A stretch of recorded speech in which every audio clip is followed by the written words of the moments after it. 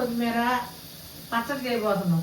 అందులో టమాటాలు, పచ్చిమిరపకాయలు, చింతపండు ఈ ముందు నూనెలో వేపుకోవాలి. నూనెలో వాడుకోవాలి. వాడుకున్నాక ఒక పచ్చడి చేసేటప్పుడు మళ్ళీ చూపిస్తా. కొత్తిమీర కట్ట, ఒక పుదీన కట్ట, అటు చూపిస్తు టమాటాలు, అటు అందులో టమాటాలు, ఆ పచ్చిమిరపకాయలు, కొంచెం చింతపండు. టమాటాలు, పచ్చిమిరపకాయలు సగం వాడిపోయినాయి. ఇదిగో ఇప్పుడే కొత్తిమీర పుదీనా వేస్తున్నాం. ఇది కూడా వాడాలి.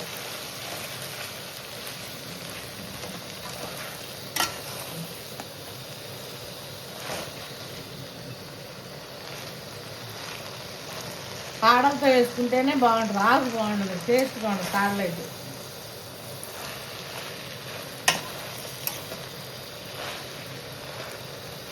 ఇవి కూడా బాగా వడబడ్డాక నేను చట్నీ పచ్చడి వేసేటప్పుడు చూపిస్తాను.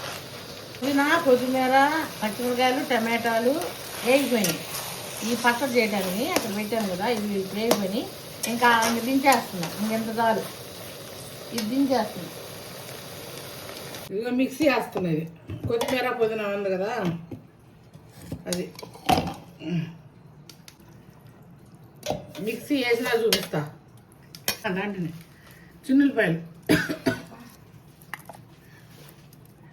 చింతపండు కొంచెం కొంచెం వేస్తున్నాం. తాగకపోతే మళ్ళీ వేసుకుందాం.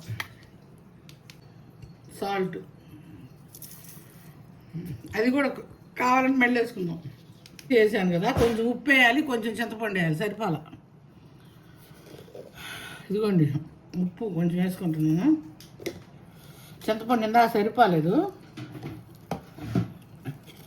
ఇదిగోండి మళ్ళీ ఇది వేస్తున్నా. చింతపండు ఇంత కావాలి వేసుకున్నా కదా. కొంచెం చింతపండు, కొంచెం ఉప్పు, చాలా బాగుంది. ఇప్పుడు ఇందాక సరిపోకపోతే వేసా, చాలా బాగుంది. మీరు కూడా ఇట్నే చేసుకోండి.